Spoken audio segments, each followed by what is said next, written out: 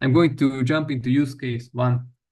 So anybody who wants to join me in doing this themselves, please go to OpenTender, and this is the start page, and this is what you see when you get to the opentender.eu. Now we see that a lot of countries, not just EU countries, but some other European countries are available as well. And we'll start by choosing a Polish example and the Polish buyer of interest. Before I move any further, it's important to disclose that any buyer, supplier, tender that have been selected for this presentation were selected for educational reasons, not because we condone them or we think that anybody should be up for any investigation. They have been chosen for educational purposes only. So now that we are in the open tender or the Polish open tender, as you can see here, we are going to click on search, and then we're going to add some filters after we filter for buyers. But if you are following this with me on your own computer, you might see different filters appearing. This is because Open Tender can remember for limited periods of time, if you accept the cookies and so on, your search history. So it makes it easier to search for filters, filter easier when you come back to visit the site for a later use case. But if you're interested in these filters I've just added, you can always click on the filter results, and then you can add or remove filters as they will appear and or reappear or disappear from this panel right here. So now we have search, and now we are under buyer, and now we already have the specific buyer I had in mind to show some of these example use cases. So this is I'm not going to attempt to pronounce it, but this is, if I'm correct, this is the court appeal of Krakow. But I might be wrong, but I think this is the court appeal of Krakow, court of appeal. And what we are going to want to do when we search for this supplier is or this buyer is to add some filtering options. For example, I added Krakow in the address city. I know that this is a larger buyer, so I set the minimum value of buyers to 10. I could have set it to either lower or higher threshold. And then I also search for the specific buyer because I wanted to check the specific buyer with you in the first place. Now just click on search, and then you can see a table appearing. This table might also appear quite differently for you than it has appeared for me. This is because you can also modify the table columns by just clicking on add and or remove table columns. Here the same appearing and reappearing will be happening based on your based on what you're looking for, basically. And after you are all happy with what you have chosen as filters and then the buyers that appeared, I'm going to click on the first iteration. This is the national buyer, and now we can see the buyer page on opentender.eu. This has 7 main sections. Let's just discuss those. First, I will just say which they are and we show you, and then discuss those in detail as well. So first we have the basic descriptives, which example is the buyer type, which is national authority, the main activities, which is other, and of course some other regional information that might be useful, for example, for connecting data sets, or just double checking that you are seeing the buyer that you are supposed to see and not someone with a very similar or maybe the same name. Also, for data cleaning purposes, we have created this section which help you to select all the different but very similar names that may appear in data sets. So what's behind this? That these are all about the same Court of Appeal in Krakow, but as the administration goes and someone types in, they might not use special characters, they might use just the basic Latin alphabet, the English alphabet to be more precise, or they might use a different postal code digit, or they might add a text number, they might not add a text number. There are plenty of different cases as you may all know, that's why these different logs could be created. But the select all next to the deselect all helps you to analyze all the contracts, because these are essentially the same buyer, and we want to see all of the contracts of this buyer in particular.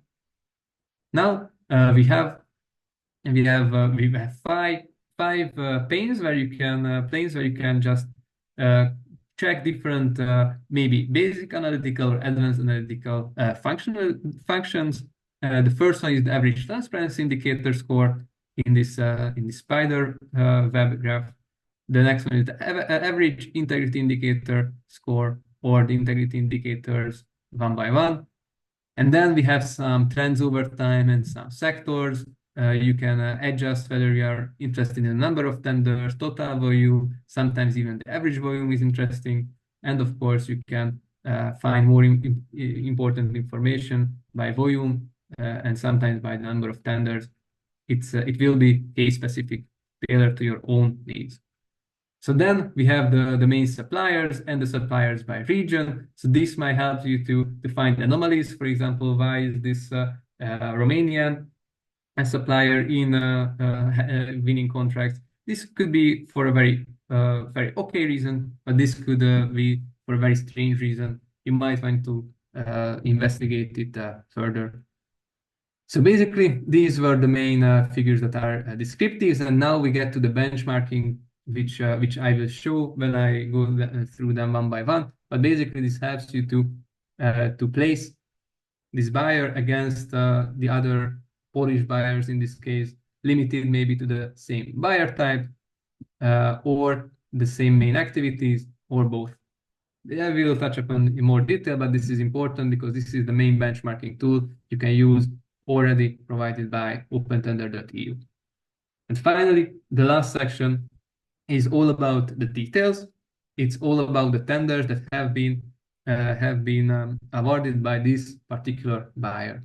As you can see, you can also add or deselect some columns. I already added the ones that I'm most interested in, for example, integrity. So you might see something other, but you can just click on it and add it either to the end or in another order if you have clicked on them in a different order. So basically, I will touch upon it in more detail, but these have been the main panels of the buyer side page on Open Tender. If you have any questions on anything, on how we got here, you might have not heard something, I might have skipped over something, please ask. And if not, at least in the breakout room, you can try this out yourself. So there will be a lot of time and space for questions even later. All right. May I ask something? Thank Yes, you, Daniel. Please. This is very interesting. In order to follow you directly in the website, could someone type in the chat the names of the buyer or the supplier that you are providing, like examples, because it is like time consuming to type them by ourselves. Yeah, I imagine. Isabel, I shared the presentation with you. I don't want to screen share and do this at the same time. This might be ineffective, but if you can, Yeah. I included the names, and thank you for typing. I will copy it over. Thank you. Yes, thank you. Thank you for the question. All right, so I will wait a few seconds so in the chat the name might appear, and then we can continue together. I see it's already happened, so I'm going to assume that you'll find it in easily. So let me just go through for everybody else's sake as well. So this first pane, we discussed everything. The main thing is we should select all of these, or if we have some doubts whether this subsection of the same buyer is important for us, we can always just deselect them, and then you'll see that the number of tenders and every other panel is being updated as you select or deselect any of these indicators, or sorry, different buyers. So let's jump to the indicators. The first one is all about transparency or data accessibility. We've discussed this in module 1.1, and this is very important that this data availability is basically the missing share of important and key informational panels. And we can see that for this particular buyer, a lot of the most important fields have 100% availability in all of their contracts, which is close to 500. So this means that this buyer aims to be very transparent on what tenders they are issuing, and this is also a very good sign if you are trying to get to know this buyer. And there are three, at total, there are three indicators that are lower than 100. One is also very high, which is the contract value available. So that's also a very good sign. And the two that are the least available are the implementation location and the duration. The implementation location, duration are not as closely regulated in most countries, in most cases. So this could mean that this buyer have a lower rate because of not being mandatory for some of their tendering procedures. But this could also mean that they deliberately try to hide this information. It's up to you to decide which hypothesis you believe in, and all of these could be supported by everything else on this website. So let's jump right next to the average integrity indicator scores. So this might be one of the most powerful tools that might help you understand not just the average risk of this buyer, which we can then later check or benchmark, as we can see here, and we will see here in a few moments, but you can also learn about the corruption techniques that this public buyer might be conducting. So there are 6 indicators here. I might have mentioned this earlier, at least in module 1.1, but for some countries or for some buyers, more indicators are available. For others, less indicators are available. Here we see 6.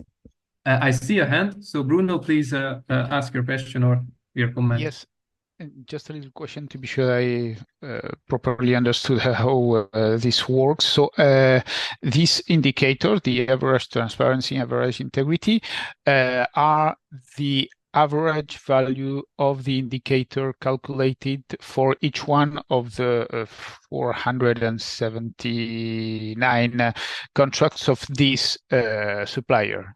Is correct? Yes. Only Perfect. one minor correction, because that's just a very technical detail, but if you're interested, it's good to know. For transparency indicators, absolutely what you said. And for integrity indicators, if something is missing, for example, we don't have information on the tax haven or the country of origin of the supplier, then only those are calculated which we have available information on. So this could be a factor that's good to know, but basically what you said is true and correct. Okay, thanks. Yes, thank you. So some conclusions that might appear if we take this buyer into account is that there are some indicators which indicate an overall high integrity. For example, tax haven. So none of the suppliers, if we see 100, this means that none of the suppliers in the almost 500 tenders have been associated to a tax haven country. We have seen briefly that most of these were Polish, some of these were Romanian and Italian, so that checks out with everything else we've already seen. The second greatest is advertisement period, which means that this buyer has aimed for long enough advertisement periods so that a lot of bidders may come and prepare a valid bid. On the other hand, which you also see is that the bidder number, even though there were some implications of promoting competition, the bidder number is very low overall. It is the 21% of all the 500 tenders, which means that this is quite a red flag that you should might want to investigate further. The second bad indicator, which is closely associated to the number of bidders, is the decision period length. Of course, if there are only one or just very few bidders, the decision could be made more easily. So we would assume that for those buyers that have a low bidder rate, the decision period will be with low integrity as well. this is something that you should account for, that we see two indicators that are low, but they are closely associated. But what's important that we have 4 available indicators, and they paint us a mixed picture, and this could maybe help us to understand whether these contracts have been awarded through corrupt intent or not. The final 2, you can also see call for tenders are available for 2/3 of the time, and the procurement procedure types are 3/4 of the time were an open or high integrity procedures for this buyer. All right.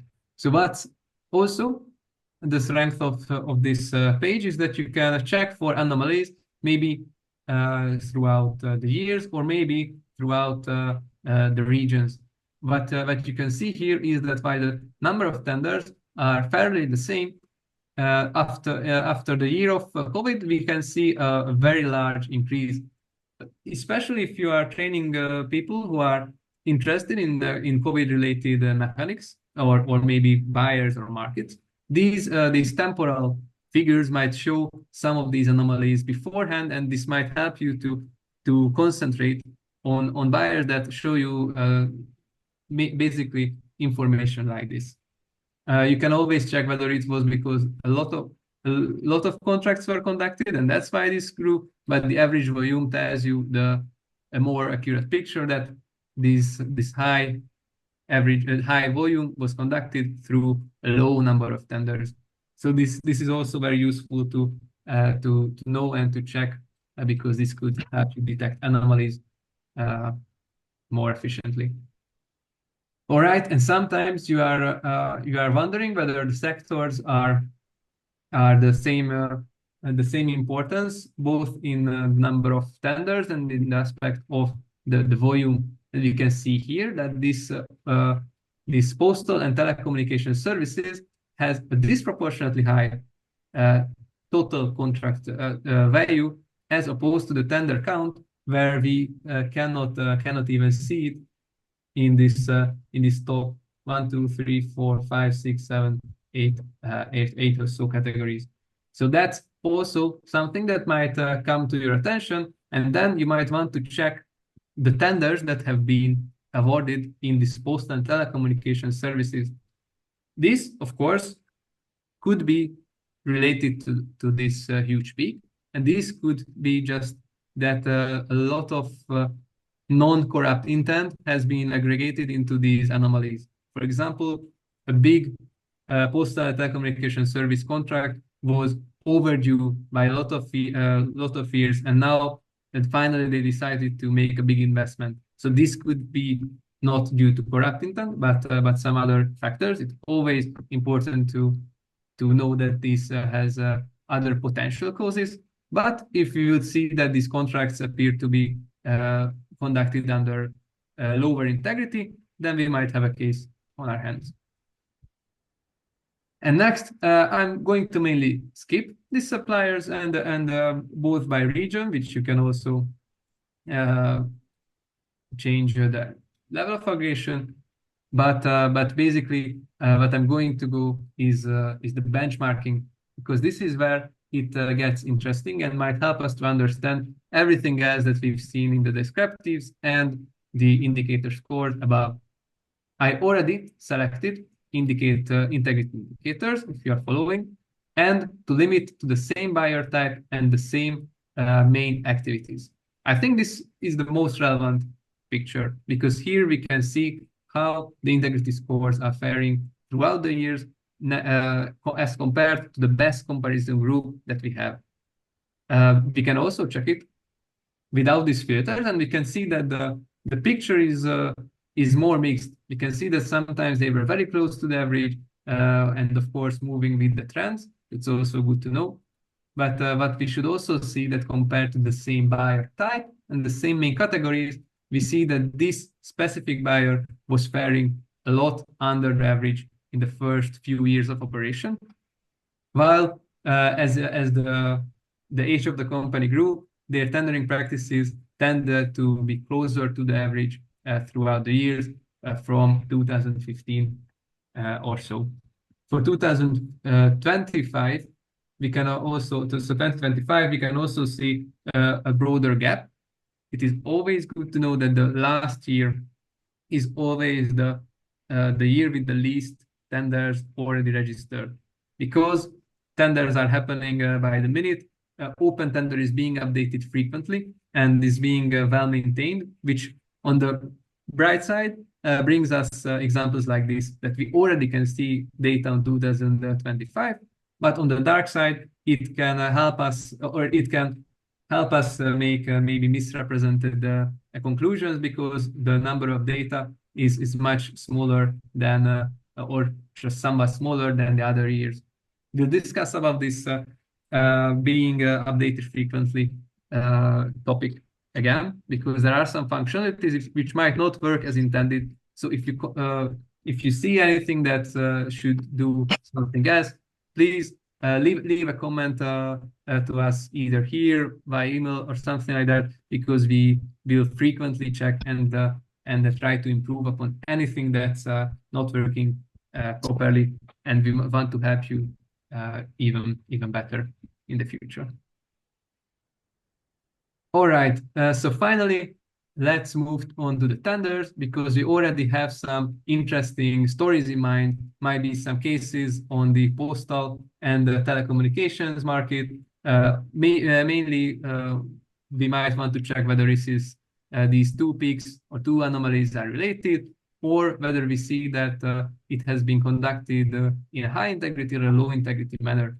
So let's just go to the tenders, and I'm going to add some other. Oh no, I already added. Okay, so I already added the main filters I wanted to add, and which is integrity and maybe the bid deadline or the call for tender date or the award decision date. This could be used maybe interchangeably. Now let's stick with only one, which will be the call for tender date. So what I'm looking for is, now I want to sort these by integrity from lowest to highest. So I have to click it twice, and then I'll see the contracts that have been called for in 2022. And then one of our earlier conclusions that in the early years, lower integrity contracts were conducted is already starting to materialize before our eyes, because 4 of the top 5 low integrity contracts or high corruption risk contracts have been conducted at earliest stages that we can observe information on this buyer. So this first contract I'm not going to really go into, because this has some missing information. So this might be a more complex case, but a more evident case should be to look at this next tender. I think this is also included in the slides. Let me quickly check, and please, Isabel, if you find it, please add it in the chat. Okay, so basically, if I remember correctly, this is about something which is translated somewhere on my 100 tabs open, but I won't find it now. If anyone finds it, please share it with us. But the main important thing that I wanted to show you is that we now have a completely different page. And this is as expected, because now we have moved from the buyer page to the tender page. The structure is similar in a sense that we have the most vital information at the top. Then we have some visualizations that might help us draw some preliminary conclusions, and then some benchmarking before going to the details which might not interest most people. So basically, we see that this tender have been conducted in a low integrity manner, and also we can also always see, low transparency level, because you can see which of the most important informational fields have been filled or left unfilled. There are always some indicators that are not valid, because maybe this procedure type doesn't allow you to have a selection method available. So the procedure type might heavily influence what kind of information is available, but that's okay, that's expected. What's more interesting is the proportion between these high transparency indicators versus the low transparency indicators, so the missing information versus the available information in all available informational fields for that particular tender. And moving on, we see the average indicator score, which is quite low. We can see that this was a single bidder contract. We can see that the procedure type was limited or a non-open procedure type, which also supports our conclusion that this was a specific procedure type. We can see that the Bamford's law is not being followed closely by this buyer. Just quickly reiterating, Bamford law is a buyer level risk, so that's why it's I'm saying that the buyer is not following the Bamford's law. And then we can see that the other indicators are also quite bad, or only advertisement period length and the length of decision period length could save this indicator in terms of being above 0 in the integrity scale from 0 to 100.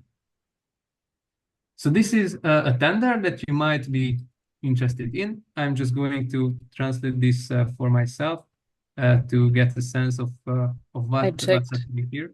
It's legal services, and we have two Polish speakers here too. So let us know if this is correct, Slavomir, Christoph. Yeah, I hope it is. I now remember that this was in my examples, but I couldn't remember the name. So this was for legal services, and this shows us that legal services might have been used to favor some certain legal agents or suppliers, which they had a particularistic tie to. So this is a possible conclusion. Of course, you'll want as many evidence as you can gather, and combining these very low-level, very detailed conclusions with the high-level conclusions, and maybe even investigating further and zooming on the anomalies, you can find even more interesting cases, maybe just one or two aspects in which a buyer was doing something shady, something with a lot of corrupt intent. But I think these tools might help you to reveal these conclusions tailored to your own specific needs once you get a bit more used to using the website. So I know this was long. I think this was the longest use case I have prepared. I hope I was thorough enough. But if you have any more questions, please ask, and then I'll jump to the next use case in a moment.